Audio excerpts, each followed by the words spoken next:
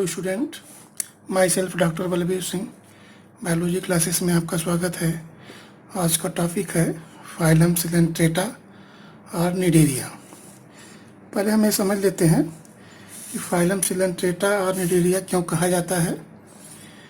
Phylum coelenterata, coelenteron means hollow, enteron means intestine. यह 2 word से बना है। कोएलॉस means hollow and enteron means intestine। ठीक है, इस तरह से इसका टोटल हो गया हॉलो बॉडी। इसकी बॉडी हॉलो होती है, इसमें एनस एब्सेंट होता है, केवल माउथ प्रेजेंट होता है। और सेकेंड इसमें निडेरिया है। निडेरिया पहले निडेरिया ही इसको यूज किया जाता था, अभी कहा जाता है, लेकिन अब इसको बेसिकली सिलेंट्रेट ही कहा जाता है।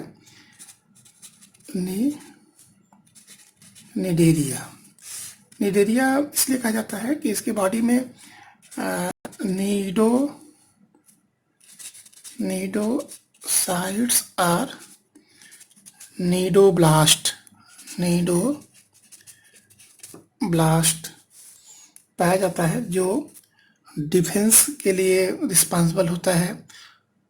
फूड कैप्चरिंग एंड डिफेंस का काम ये करता है, तो इसलिए इसको हम निडेरिया फाइलम कहते थे, लेकिन अब इसको हम सिलेंट्रेट यूज करते हैं। देखिए, लास्ट वीडियो में आपको फाइलम पोरीफेरा के बारे में डिटेल बताया गया है, और आज का जो वीडियो है वह बेस सिलेंट्रेटा का है। तो अब इसमें वन बाय वन सबसे पहले हैबिटेट ये इसका कहाँ पाया जाता है। यह कंप्लीटली एक्वेटिक होता है, बट मोस्टली मेरीन में पाया जाता है, and few of them in fresh water।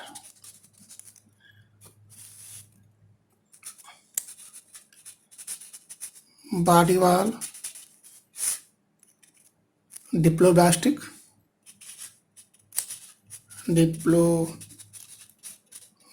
Germ layer पाई जाती है इसमें। Ectoderm and endoderm. एक्टोडर्म से क्या बनता है? एपिडर्मिस।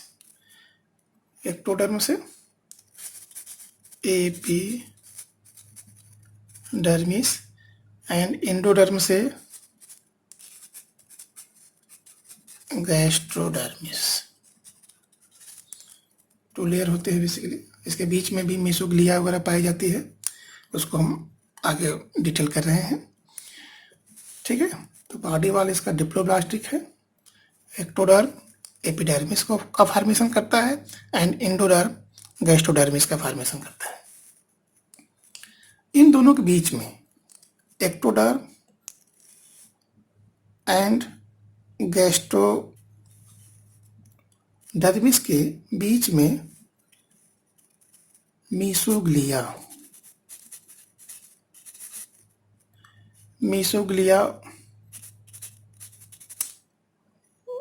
एक जिलेटिनस सबस्टेंसेस है जो पाया जाता है। ठीक है, इसका जो बॉडी वाल है या बॉडी ऑर्गेनाइजेशन है, बॉडी ऑर्गेनाइजेशन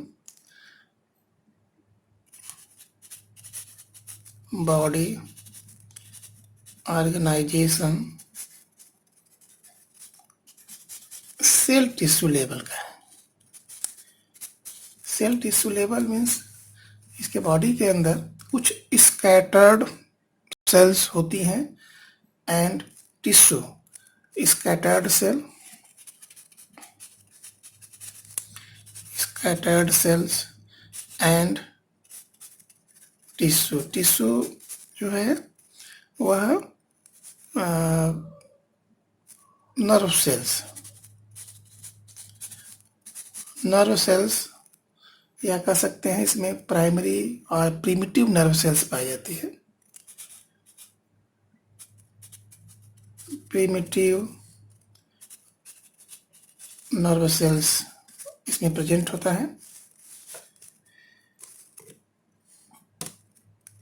तो ये जो नर्व सेल्स है यह टिश्यू का फॉर्मेशन या टिश्यू लाइक बिहेव करता है।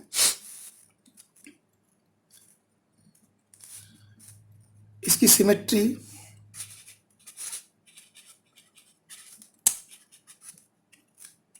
मोस्टली रेडियल होती है, किसी किसी में बाई रेडियल भी होती है। बाई रेडियल सिमेट्री भी पाई जाती है, लेकिन मोस्टली रेडियल सिमेट्री होती है। जब इसका अध्ययन हम करते हैं तो एक एक्सोस्केलेटन पाया जाता है। एक्सोस्केलेटन इसके बॉडी के बाहरी एरिया में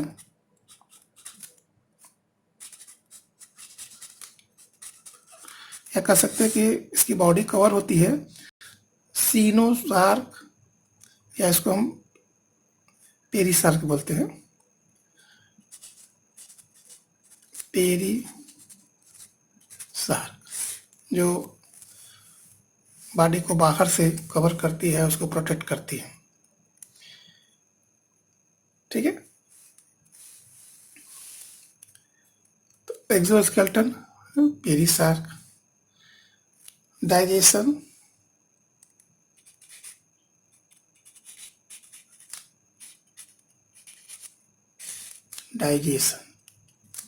डाइजेशन इसमें इंट्रासेलुलर एंड एक्स्ट्रा सेलुलर दोनों पाया जाता है। इंट्रा सेलुलर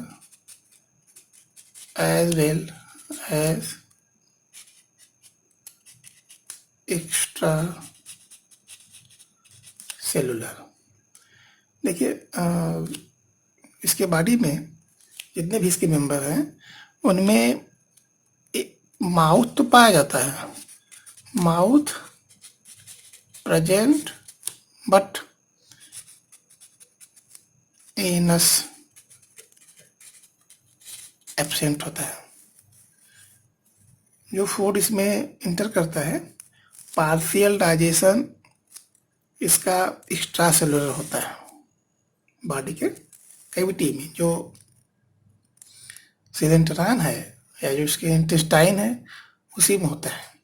इसके बाद अनडाइजेस्टेड फूड वह सेल के अंदर चला जाता है, वहाँ पर फाइनली डाइजेशन होता है और जो फूड है वह एब्जॉर्ब कर लिया जाता है। इसके बाद इस फूड को जो अनडाइजेस्टेड फूड है वह माउथ के थ्रू बाहर निकाल दिया जाता है, क्योंकि इसमें एनस एब्सेंट होता है। ठीक है, अब जो ये इसका यूनिक फॉर्म है, जोइट्स, जो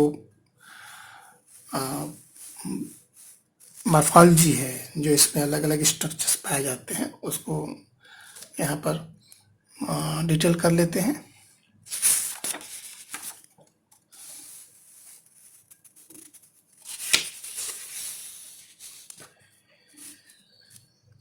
जोइट्स,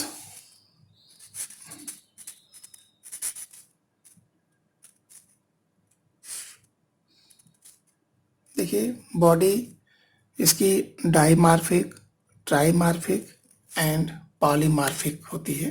मतलब कितने डिफरेंट टाइप्स के इसमें जॉइंट्स पाए जाते हैं।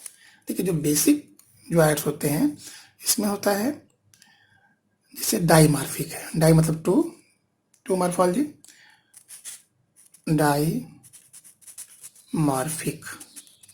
डाइमार्फिक जिसमें पॉलिफ और इसको न्यूट्रीटिव जॉइंट्स बोलते हैं। न्यूट्रिटिव जोएड। और सेकेंड होता है मेडुसा। मेडुसा जो फ्री स्विमिंग होती है और ये सेक्सुअल होता है, फ्री लिविंग होती है। तो अब यह जो पॉलिप है वह न्यूट्रिटिव जोएड है, मतलब इससे फूड लिया जाता है। और मेडुसा का क्या फंक्शन है, यह सेक्सुअल जोएड है, या इससे रिप्रोडक्शन होता है, या इसका ये सेक्सुअल फेज है। ट्राइमार्फिक कब होगा, पॉलिप, मेडुसा एंड ब्लास्टोस्टाइल। ब्लास्टोस्टाइल से मेडुसा का फॉर्मेशन होता है। मेडुसा या मेडुसी कह सकते हैं, प्लूरल। मेडुसी का फॉर्मेशन होता है, ठीक है। तो ट्राइमार्फिक हो गया पॉलिप, मेडुसा, गोनिन्जियम। अगर पॉलिप, मेडुसा एंड गोनिन्जियम है तो ये ट्राइमार्फिक हो गया। और इससे और अधिक हो जाएगा, अगर 3 फॉर्म से अधिक हो गया तो वह पॉलीमार्फिक हो जाएगा, ठीक है। अगर एनिमल पॉलीमार्फिक क्या होगा, polymorphic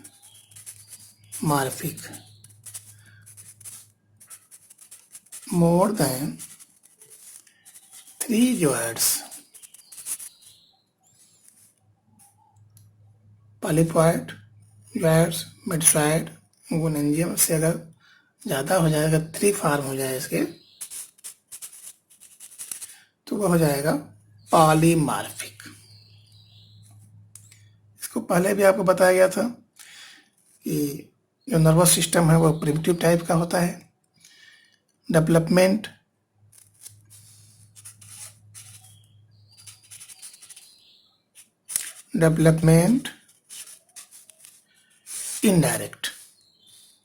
indirect by planula larva. इसको याद रखिएगा, बहुत इंपॉर्टेंट है एग्जाम के लिए।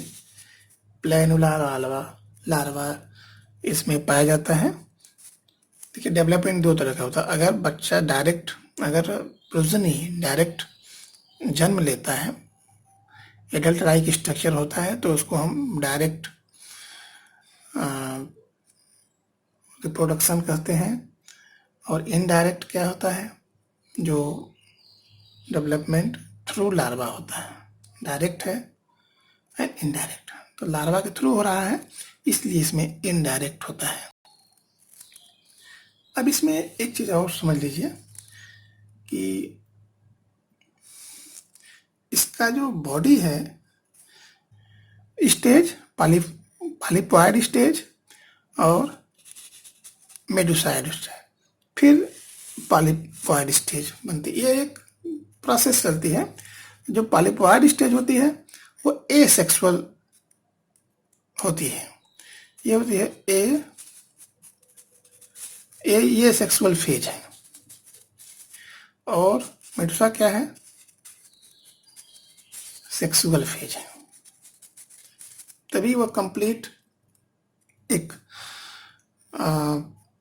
संरचना का निर्माण होता है, या एक लाइफ साइकिल जो बनती है, जो लाइफ हिस्ट्री बनती है।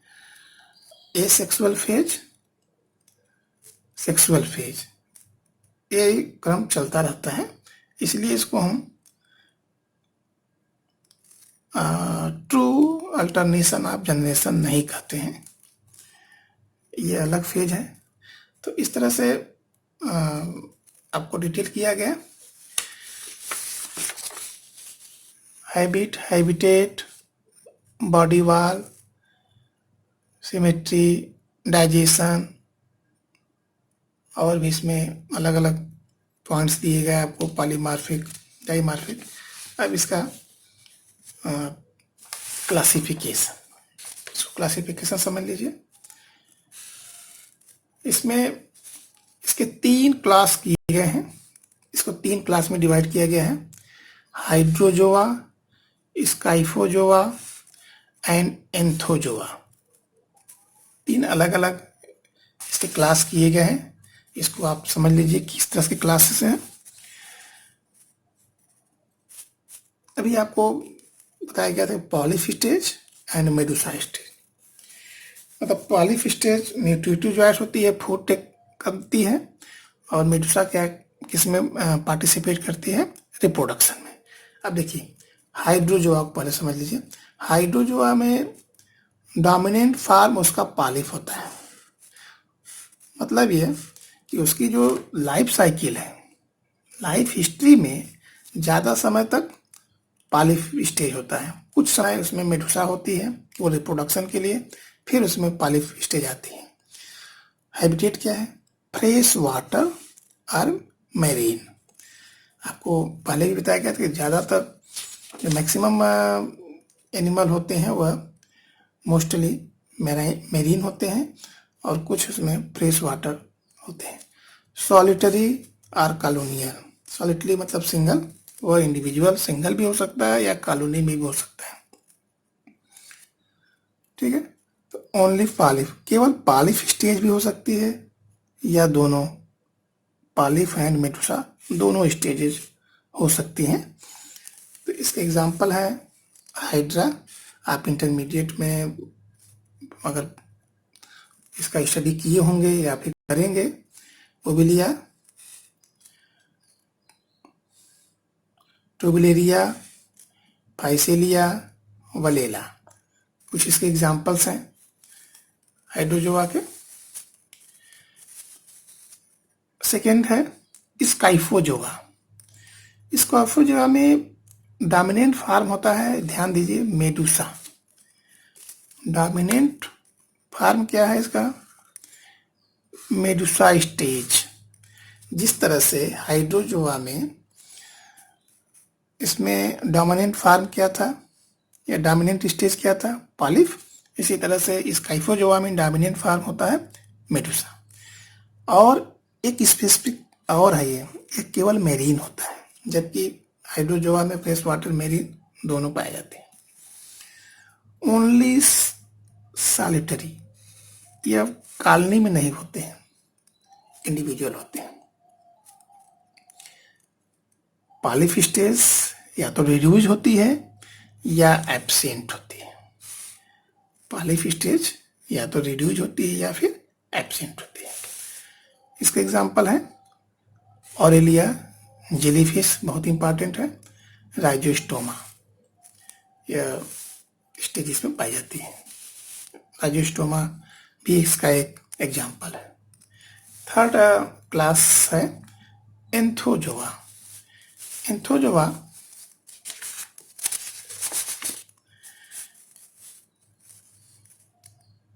एंथोजोआ जो क्लास है उसमें जितने भी मेंबर हैं सभी में पॉलिप केवल पाया जाता है, मेडुसा एब्सेंट होता है। No medusa present, only marine, ये भी मेरीन समुद्र में पाए जाते हैं, बड़े बड़े महासागर में पाए जाते हैं।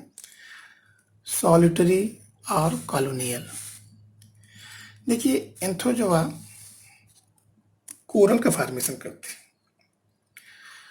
कोरल जो समुद्र में पाया जाता है या महासागर में पाया जाता है, सी वाटर में पाया जाता है। ये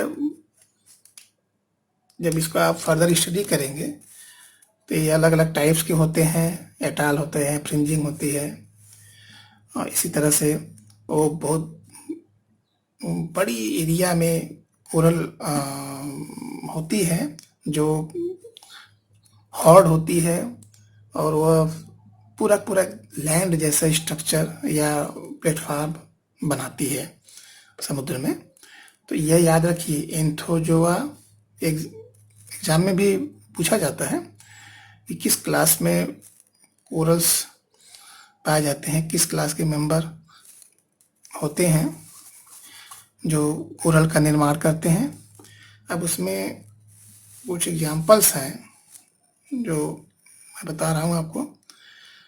कोरल्स या एंथोजोआ के ट्यूबीफोरा,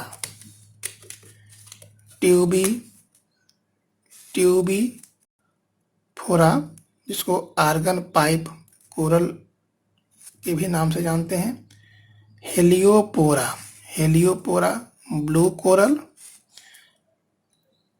गार्गोनिया, कोरेलियम, पेनेट्यूला जिसको सी पेन इसका अल्टरनेटिव नेम है, एग्जाम में अल्टरनेटिव नेम भी पूछे जाते हैं, और सी फीडर इसको कहा जाता है। फंजिया मशरूम कोरल, मैड्रीपोरा, मेनराइना जिसको ब्रेन कोरल, और भी इसके एग्जाम्पल हैं, बट जितने इम्पॉर्टेंट थे एग्जाम्पल आपको इसमें मेंशन किया गया है। ये फाइलम बहुत ही इम्पॉर्टेंट है क्योंकि